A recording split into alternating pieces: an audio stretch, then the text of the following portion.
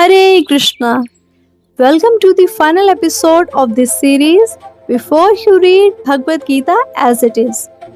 पिछले 5 एपिसोड में हमने जाना कि भगवत गीता को सही रूप से समझने के लिए खुद को कैसे तैयार करें। आज हम पहुंच चुके हैं अपने अंतिम पड़ाव पर। तो सवाल है कि क्या केवल बुद्धि, ज्ञान या विद्वता से ही भगवान को समझा जा सकता है या इसके लिए कुछ और आवश्यक है।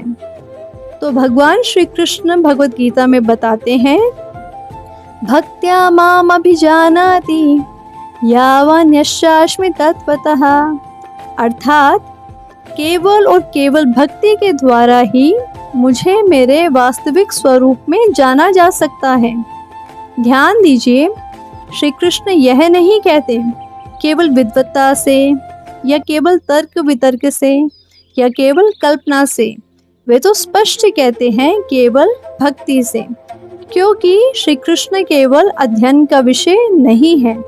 इसके बाद भगवान बताते हैं, इदं ते नातपस्काय न भक्ताय कदाचन, अर्थात यह दिव्य ज्ञान उस व्यक्ति को नहीं बताना चाहिए जो भक्त नहीं है या जो श्री कृष्ण से ईर्ष्या करता है। ऐसा क्यों?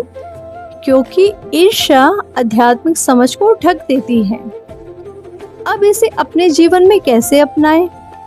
कल्पना कीजिए, 2 लोग एक ही व्यक्ति से मिलने जाते हैं, एक प्रेम और सम्मान के साथ, दूसरा अहंकार और ईर्ष्या के साथ। तो वास्तव में उस व्यक्ति को कौन समझ पाएगा भला? वही ना जो प्रेम से उसके पास गया है। इसी प्रकार जब भी भगवत गीता पढ़ने बैठे तो केवल अपना मन ही नहीं बल्कि अपना हृदय भी तैयार कीजिए। मन ही मन भगवान से प्रार्थना करें कि वो आपको उनके वचनों को उसी रूप में समझने की कृपा करे जैसा उन्होंने स्वयं कहा है। तो Bhagavad Gita as it is पढ़ना प्रारंभ करने से पहले एक बात सदैव याद रखिए, श्री कृष्ण को केवल बुद्धि से नहीं बल्कि भक्ति से समझा जा सकता है। जब हम उनके पास विनम्रता, श्रद्धा और ईर्ष्या रहित हृदय के साथ जाते हैं तो वे स्वयं खुद को हमारे सामने प्रकट करते हैं। इस सुंदर यात्रा का हिस्सा बनने के लिए आपका बहुत बहुत धन्यवाद। हर श्लोक के साथ अपनी भक्ति को और गहरा बनाइए। फिर मिलेंगे अगली सीरीज में।